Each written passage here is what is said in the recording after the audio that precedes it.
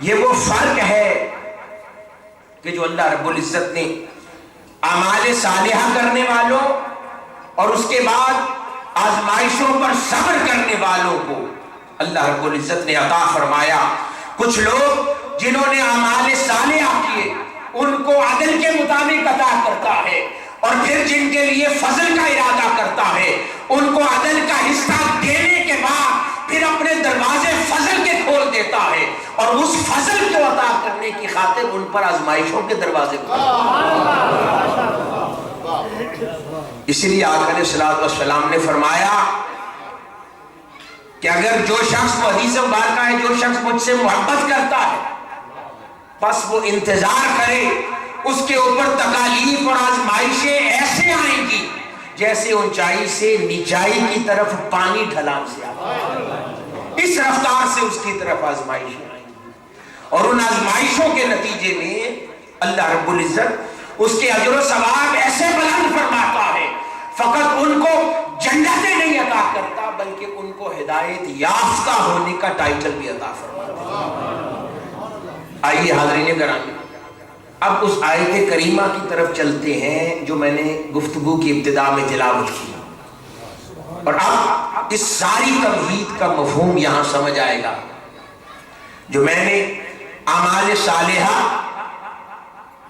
اس کے نتیجے میں بلندی درجات اور آزمائش کے نتیجے میں نصیب ہونے والے بلندی درجات میں فرق بیان کیا.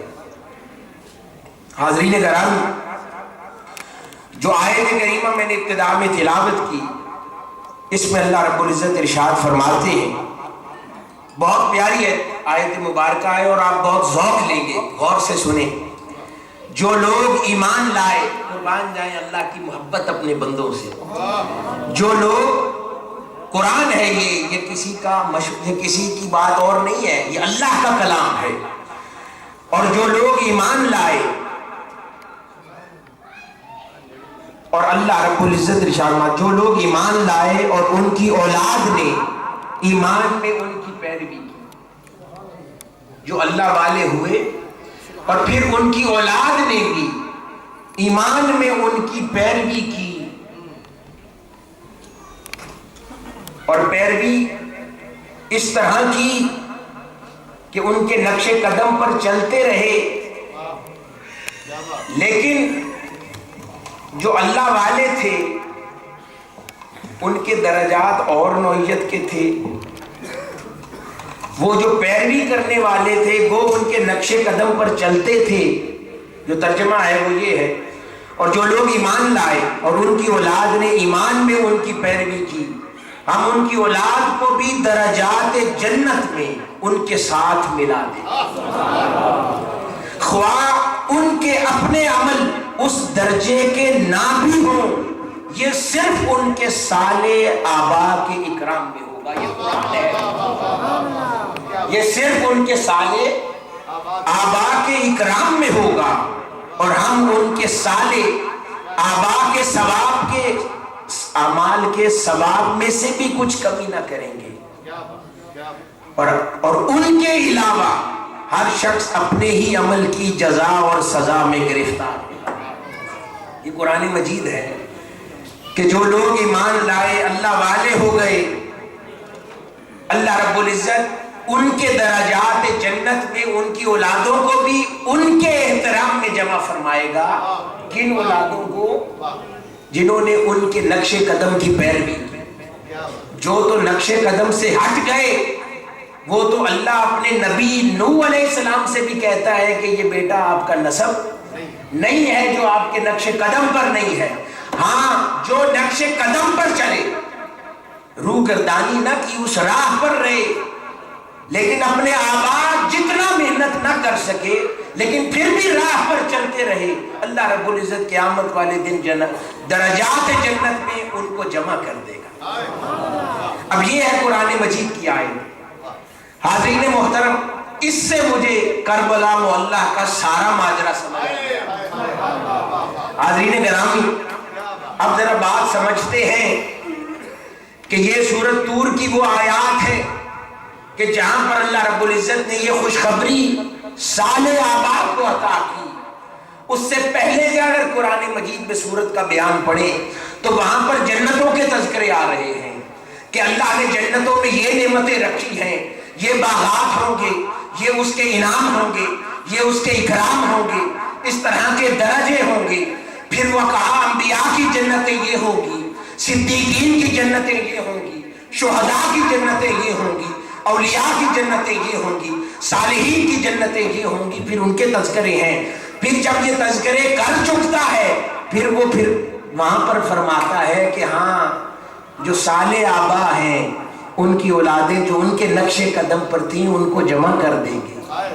حاضرین محترم، اب یہاں پر بہت پیارا اور خاص نقطہ ہے۔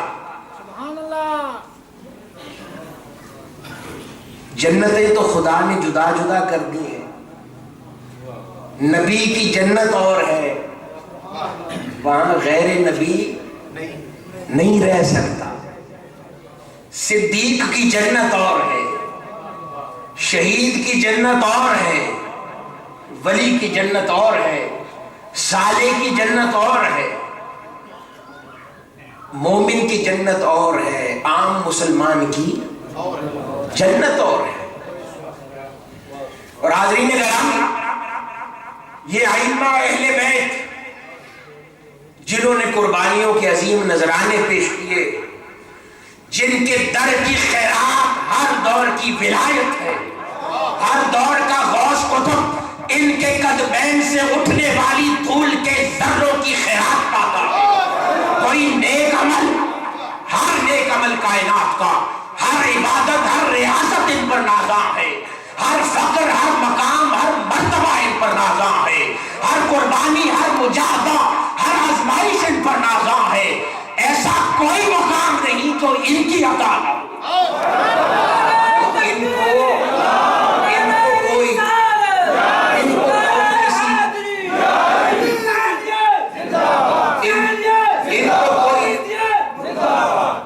ان کو کوئی کسی مقام میں کیا تو لے گا، یہ تو امام ہے۔ مولا علی شیر خدا کے لیے آقا علیہ الصلوۃ والسلام نے کیا فرمایا؟ جس کا میں مولا اس کا علی مولا۔ حدیث خم کے مقام پر فرمایا جس کا میں مولا اس کا علی مولا۔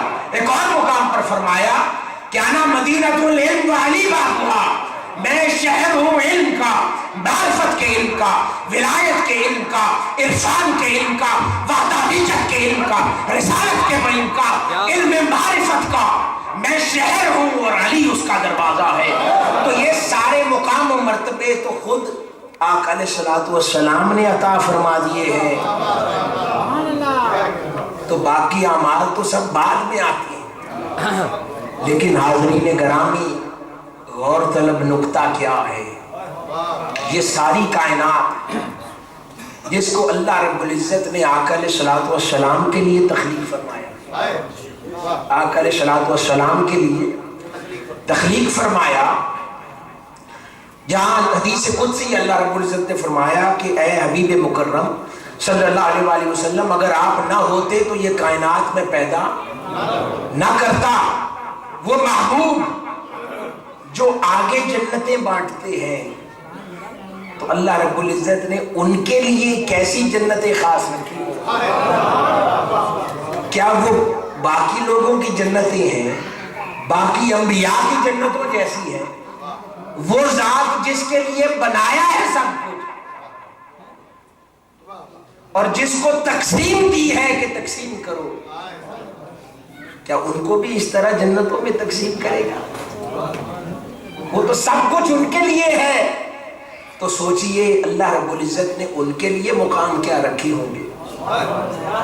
حالت تو یہ ہے کہ وقت کا غوث قطب ہی کیوں نہ ہو، وہ ولایت کے جتنے بلند مقام پا جائے وہ صحابیت کا عشر نشین نہیں ہو سکتا۔ صحابیت کا مقام وہ ہے جو اللہ رب العزت نے عطا کر کے بند کر دیا دروازہ، کہ پھر وہ نہیں مل سکتا۔ پھر تابعین کا اپنا مقام ہے، تبع تابعین کا اپنا مقام ہے۔ پھر صحابی جتنا بھی بلند ہو جائے وہ نبی نہیں ہو سکتا، اور ہر نبی جتنا بھی بلند ہو جائے وہ تاجدار کائنات صلی اللہ علیہ وسلم تو اس نے تو یہ نظام ایسے تقسیم فرما دیا ہے۔ حاضرین گرامی ذرا سوچئے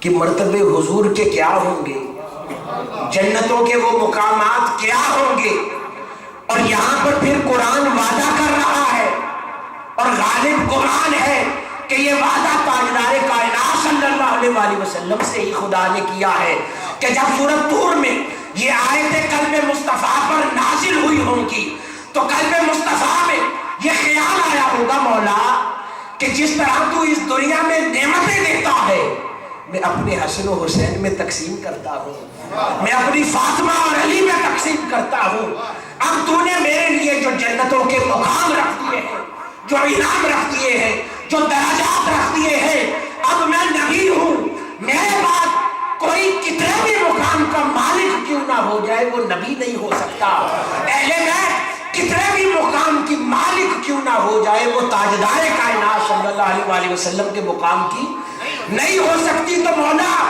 یہاں پر اپنے اہل بیت سے محبت کرتا ہوں، کبھی حسنین کریمین کو کندھوں پر سواری کراتا ہوں، کبھی سیدہ فاطمہ آتی ہے تو اپنی چادر ان کے بیٹھنے کے لیے بٹھاتا ہوں، کبھی اپنی کمری میں اہل بیت پاک کو مولا علی شیر خدا، سیدہ فاطمہ الزہرا اور حسنین کریمین کو پیار سے چھپاتا ہوں، کبھی کسی وادی میں جاتا ہوں تو عرش مولا سے کھانے کی پلیٹس اترتی ہے ان کو اپنے ساتھ ملا کے کھلاتا ہوں، پھر کبھی کہتا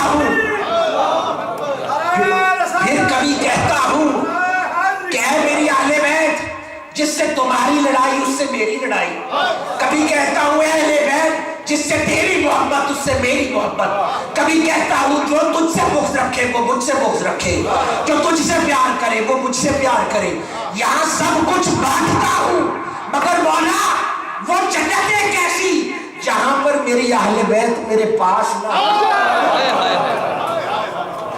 جہاں پر میری اہل بیت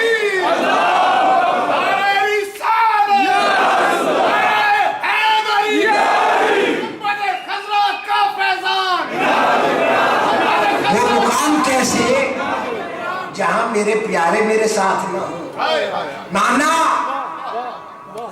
کہ تو نے درجے خاص میرے لیے رکھے ہیں جہاں غیر نبی کوئی داخل نہیں ہو سکتا، مگر مولا تو نے خود کہا ہے کہ جنتیں تو وہ جگہ ہیں جہاں جس کو جو طلب کرتا ہے اسے ملتا ہے۔ مولا مجھے اپنی اہل بیت سے پیار ہے، میں چاہتا ہوں یہ میرے ساتھ رہیں، دنیا میں بھی جو تو نے عطا کیا میں نے ان میں تقسیم کر دیا، مولا وہاں بھی جو دے گا میں انہی میں تقسیم کرتے دیکھنا چاہتا ہوں۔ حاضرین گرامی بس یہی وجہ تھی کہ اہل بیت پاک جن کے اعمال کے تذکرے قرآن کرتا ہے، جن کے فقر و رضا کے تذکرے قرآن کرتا ہے، جن کے صبر کے تذکرے قرآن کرتا ہے، وہ تمام اعمال اپنی بلندی کو چھو کر بھی تاجدار کائنات صلی اللہ علیہ وسلم کے مقام کے نہیں ہو سکتے تھے۔ بس اسی آیت کی تفسیر میں اللہ رب العزت نے پھر ان کے اعمال صالحہ کے ساتھ آزمائشوں کا یہ سفر جوڑ دیا تاکہ اپنے محبوب کے اس دل کے خیال کو پورا کر دے، اور پھر وہ مقام آقا علیہ الصلوۃ والسلام کے ساتھ اہل بیت کو بھی عطا کر دے جو آقا علیہ الصلوۃ والسلام کے ساتھ اللہ نے خاص کیا ہے۔ اور حاضرین گرامی پھر وہ مقام انمیچبل ہے جس کی مثال نہیں، تو اس مقام کو پانے کے لیے آزمائشیں بھی انمیچبل ہیں جس کی کوئی مثال نہیں۔ حاضرین گرامی اللہ رب العزت نے اس لیے اتنی طویل آزمائشوں کی پہاڑ اہل بیت پر اتاری ہے، اور وہ کربلا تک سفر ختم نہیں ہوا، ہر بار اہل بیت میں تمام ائمہ کو شہید کیا گیا، اہل بیت کو، کیونکہ ہر کسی کا پھر آگے پیار تھا، تو ان کے اعمال صالحہ تو ایسے تھے کہ ہر عمل ان پہ ناز کرتا تھا، لیکن پھر اللہ رب العزت نے ایسی سخت آزمائشوں کے سفر سے ان کو گزارا تاکہ وہ اس مقام کو پہنچ جائیں. اور پھر پہلے یہ آیت نازل فرما کر جس پر آقا علیہ الصلوۃ والسلام کے قلب اطہر میں خیال پیدا ہوا، پھر اپنے ارادے کا اظہار فرما دیا آیت تطہیر بیان کر کے. کہا کہ اب اللہ چاہتا ہے کہ اہل بیت کو پھر طاہر مطہر اور پاکیزہ کر دے، اور اس کے لیے پھر یہ راستہ چن لیا گیا. یعنی اللہ رب العزت نے مقام کا پہلے تعین فرمایا، پھر اپنا ارادہ ظاہر فرمایا، اور پھر آقا علیہ الصلوۃ والسلام کے قلب اطہر پر پورا بیان نازل فرما دیا کہ پھر یہ آزمائشوں کا طویل سفر آپ کی اہل بیت کے لیے چن لیا گیا، جس سے اللہ رب العزت یہ عارضی زندگی کی آزمائش ہے، اس کے نتیجے میں اللہ رب العزت اس دائمی زندگی کا قرب عطا فرما دے گا، اس دائمی زندگی کا وصال عطا کر دے گا.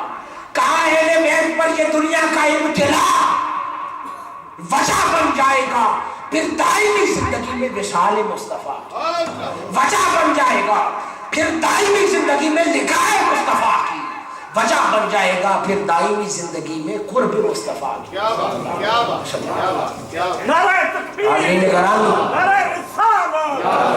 پھر یہاں پر ایک اور سوال پیدا ہوتا ہے کہ یہ بات تو سمجھ آ گئی کہ اللہ رب العزت نے آقا علیہ الصلوۃ والسلام کے ساتھ اہل بیت کو اسے ایک مقام میں جمع فرمانے کے لیے آزمائشوں کا سفر طے کروایا، لیکن پھر قرآن مجید میں یہ بھی تو فرماتا ہے اعوذ باللہ من الشیطان الرجیم وَلَلْآخِرَةُ خَيْرٌ لَكَ مِنَ الْأُولَىٰ.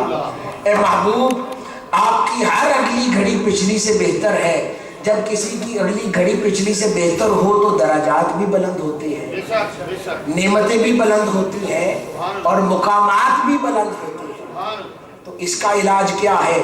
پہلا حصہ تو سمجھ آ گیا، وہ آزمائشوں سے گزر کے شہادتیں دے کر چلے گئے دنیا سے، لیکن ادھر حضور کے ساتھ تو کہا کہ آپ کا مقام بلندی کی طرف جاری و ساری ہے. تو ادھر اہل بیت کا کیا ہوگا؟ حاضرین گرامی، اللہ رب العزت نے اس کا بھی علاج فرما لیا. فرمایا جب یہ آیت نازل ہوئی تو حضرت ابو یعلا رضی اللہ تعالیٰ عنہ سے پوچھا گیا کہ اس آیت کی تفسیر کیا ہے. وہ فرمانے لگے وَرَفَعْنَا لَكَ ذِكْرَكَ. جب اللہ رب العزت نے وعدہ فرمایا کہ محبوب آپ کے ذکر کو بلند کر دیں گے، اور پھر ہر اگلی گھڑی آپ کے درجات بلند فرماتے رہیں گے، تو اس کے لیے پھر اللہ رب العزت نے یہ قانون مرتب فرمایا کہ جب قرآن مجید نے کہا ان اللہ وملائکتہ یصلون علی النبی یا ایھا الذین آمنوا صلوا علیہ وسلموا تسلیما، کہ اللہ اور اس کے فرشتے ہر لمحہ مصطفیٰ علیہ الصلوۃ والسلام پر درود بھیجتے ہیں. اے ایمان والو، تم بھی مصطفیٰ صلی اللہ علیہ وآلہ وسلم پر درود بھیجا کرو. فرمایا کہ جو اللہ اور اس کا رسول اور اہل ایمان تاجدار کائنات صلی اللہ علیہ وآلہ وسلم پر درود بھیجتے ہیں تو حضور کے ہر اگلی گھڑی درجات بلند ہوتے چلے جاتے ہیں. تو جب وہ فرمایا وَلَلْآخِرَةُ خَيْرٌ لَكَ مِنَ الْأُولَىٰ، تو اس کا علاج یہ تھا کہ وہ درود رسول صلی اللہ علیہ وآلہ وسلم درود پڑھنے سے حضور کے ہر لمحہ درجات بلند ہوتے ہیں. تو حاضرین محترم، وہاں خدا نے یہ قانون بنایا. یہاں پر کسی صحابی نے تاجدار کائنات صلی اللہ علیہ وآلہ وسلم سے پوچھا یا رسول اللہ صلی اللہ علیہ وآلہ وسلم، خدا نے کہا درود پڑھے، آپ بتائیں ہم کیسے درود پڑھے؟ حاضرین محترم، رسول اللہ صلی اللہ علیہ وآلہ وسلم نے فرمایا اللہم صلی علی محمد وعلی آل محمد کما صلیت علی ابراہیم وعلی آل ابراہیم انک حمید مجید. کہا صحابی تو درود مجھ پر ایسے پڑھ کہ یا اللہ تو محمد پر بھی درود بھیج، محمد پر بھی سلام بھیج، اس کی آل پر بھی سلام بھیج. حضرت محترم، ہر لمحہ درجات بلند کرنے کا قانون خدا نے بنایا کہ حضور پر درود بھیجا جائے. اور جب حضور سے پوچھا حضور درود کیسے بھیجیں، تو آقا علیہ الصلوۃ والسلام نے فرمایا صرف مجھ پر نہیں، میری آل پر بھی بھیجو. اب کوئی پوچھ سکتا ہے قرآن مجید میں تو اللہ رب العزت نے آل کو شامل نہیں فرمایا. تو حاضرین محترم، قرآن مجید میں تو نماز کا طریقہ بھی نہیں بتایا. آقا علیہ الصلوۃ والسلام کی بارگاہ میں صحابہ آئے کہ مولا نے حکم دیا ہے نماز پڑھو. تو نماز کیسے پڑھے؟ آقا علیہ الصلوۃ والسلام نے فرمایا مجھے دیکھتے جاؤ، جیسے پڑھتا ہوں پڑھتے جاؤ، یہی منشا خدا ہے۔ تو حاضرین محترم، وہاں خدا نے حکم کہا کہ درود پڑھو میرے مصطفیٰ پر، اور پھر صحابہ نے پوچھا یا رسول اللہ ایک اور حکم آیا ہے کہ آپ پر درود پڑھا جائے، کیسے پڑھے؟ حضور نے خود بتا دیا کہ مجھ پہ بھی پڑھو، میری آل پر بھی پڑھو۔ تو حاضرین کرام، وہاں پر اعمال صالحہ کے ساتھ آزمائشیں جمع کر کر اسے وجہ بنا دیا وصال مصطفیٰ کی، لقاء مصطفیٰ کی، ملاقات مصطفیٰ کی، قرب مصطفیٰ صلی اللہ علیہ وسلم کی۔ اور یہاں پر جب آقا علیہ الصلوۃ والسلام کے درجات تو ہر گھڑی بڑھتے جانے ہیں، وہ جنتوں کے حسن بھی بڑھتے جانے ہیں، وہ جنتوں کے مقام بھی بڑھتے جانے ہیں، وہ درجات بھی بڑھتے جانے ہیں، اور حضور نے اپنی آل کو کیونکہ ساتھ ساتھ رکھنا ہے، اس لیے وہ جگہ جس وجہ سے ہر گھڑی درجہ بڑھتا ہے اس وجہ میں اپنی آل کو ساتھ شریک کیا، اس لیے کہا مجھ پر بھی درود پڑھو، میری آل پر۔ اس لیے حاضرین گرامی، آج ہر کوئی آقا علیہ الصلوۃ والسلام اور اس درود کو نماز کا حصہ بنا دیا۔ اب کوئی بغض رکھے نہ رکھے، چاہے نہ چاہے، جس کو نماز پڑھنی ہے اس کو آل نبی صلی اللہ علیہ وسلم پر درود بھیجنا ہی ہے۔ اب جلے مرے کڑے جو کرنا ہے کرے، آل نبی صلی اللہ علیہ وسلم پر تو درود بھیجنا ہی پڑے گا۔ عظمت و شان اہل بیت، عظمت و شان اہل بیت، عظمت و شان اہل بیت۔ یہاں ایک خوبصورت واقعہ عرض کر دوں اہل بیت پاک کی عظمتیں اور شانیں۔ مولا علی شیر خدا نے جب آقا علیہ الصلوۃ والسلام نے ظاہری طور پر پردہ فرمایا تو مولا علی شیر خدا رضی اللہ تعالی عنہ نے آپ کو غسل دیا۔ جب سیدنا ابو بکر صدیق رضی اللہ تعالی عنہ کا وصال کا وقت آیا تو آپ نے ایک وصیت فرمائی مولا علی شیر خدا سے، اور فرمایا اے علی، جس ہاتھ سے عاشقوں کی باتیں بھی اور ہوتی ہیں، جس ہاتھ سے تو نے میرے محبوب حضرت محمد مصطفیٰ صلی اللہ علیہ وسلم کو غسل دیا تھا اسی ہاتھ سے مجھے دینا۔ پھر یہاں بات ختم نہیں کی، پھر کہا پھر میری بیعت کو روضہ رسول کے باہر لے جا کر رکھ دینا، اور پھر آقا علیہ الصلوۃ والسلام کی قبر انور کی طرف مخاطب ہونا اور عرض کرنا کہ یا رسول اللہ صلی اللہ علیہ وسلم، آپ کا غلام ابو بکر باہر آیا ہے اور اندر آنے کی اجازت چاہتا ہے۔ قبر رسول صلی اللہ علیہ وسلم سے اگر ہاں میں جواب آ جائے تو اندر لے جا کے حضور کے پہلو میں دفنا دینا، اور اگر جواب نہ آئے تو پھر جا کر کسی بھی قبرستان میں پھینک دینا۔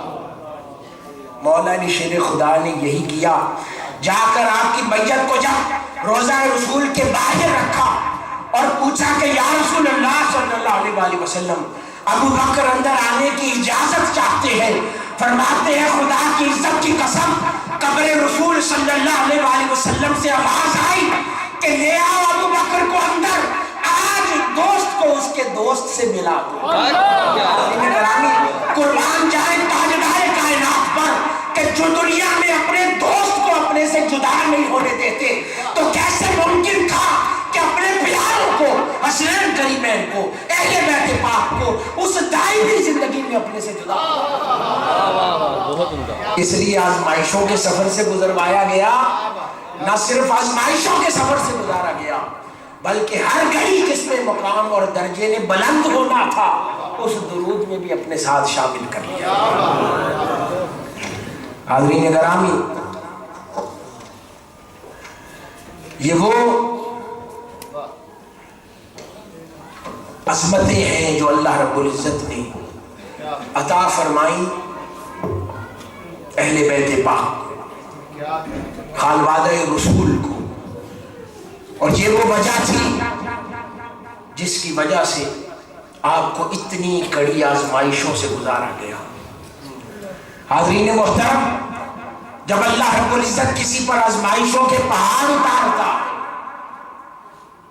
تو پھر ساتھ کہتا ہے کہ یہ صابرین ہیں، یہ صبر کرنے والے ہیں۔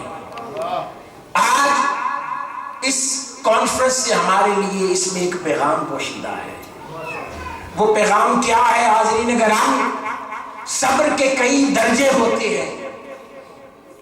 سب سے چھوٹا درجہ صبر کا الصبر للہ، اللہ کے لیے صبر ہے۔ یہ وہ درجہ ہے کہ اللہ رب العزت جب اپنی قرآن میں، شریعت محمدی صلی اللہ علیہ وآلہ وسلم میں ہمیں جن چیزوں سے روکتا ہے اس سے رک جائیں، جن چیزوں کی اجازت دیتا ہے اسے اپنا لیں، ہمیں حرام کاموں سے روکتا ہے تو رک جائیں، ہمیں گناہ کے کاموں سے روکتا ہے تو رک جائیں، ہمیں بری عادتوں سے روکتا ہے تو رک جائیں، ہمیں بری خصلتوں سے روکتا ہے تو رک جائیں۔ یہ صبر کا سب سے چھوٹا درجہ ہے کہ شریعت نے جو حدود و قیود مقرر کیے ہیں اس کے اندر رہیں، اور اگر نفس آپ کو کہے کہ توڑو ان حدوں کو تو صبر کریں۔ نفس حملہ کرے، شیطان حملہ کرے، گناہ کی طرف رغبت دلائے تو صبر کریں، اپنے اوپر صبر کریں۔ یہ صبر کا سب سے چھوٹا درجہ ہے۔ حاضرین گرامی، ہم اپنے حال کو دیکھیں تو ہم سے تو یہ سب سے چھوٹے درجے کا صبر بھی نہیں ہوتا، ہم ان اللہ والوں کی کیا بات کریں؟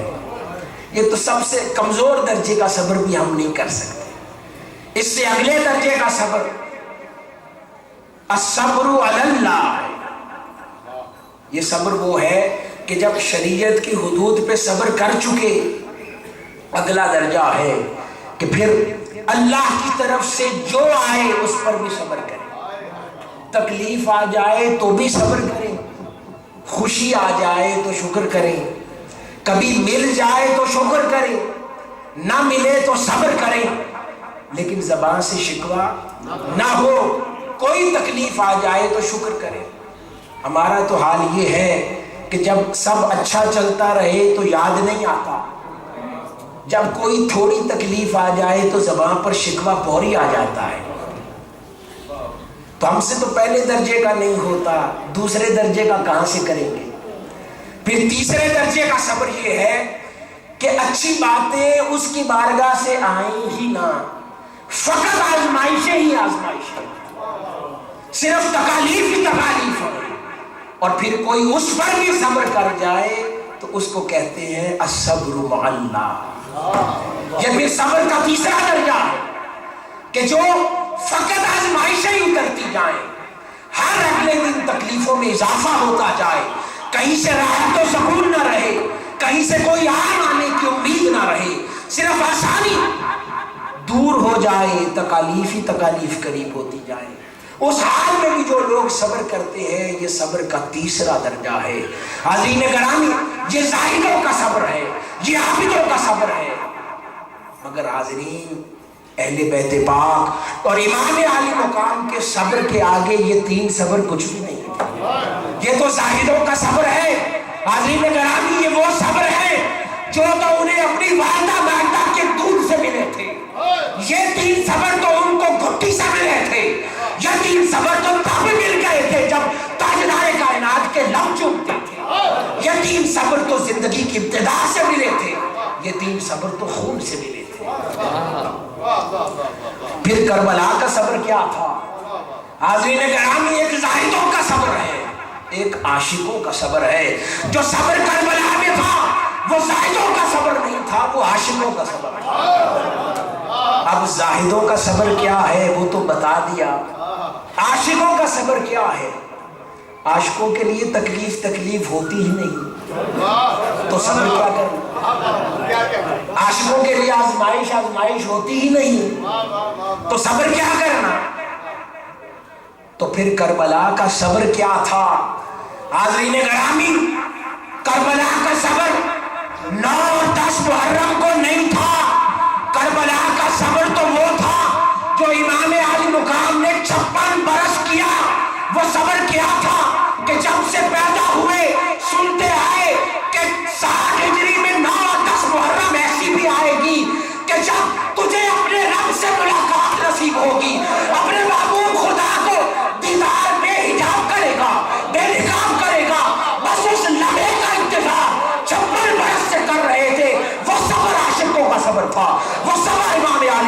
کا صبر تھا. باقی ہر صبر جس صبر کے آگے ہیچ ہے، بس وہ صبر جو صبر کا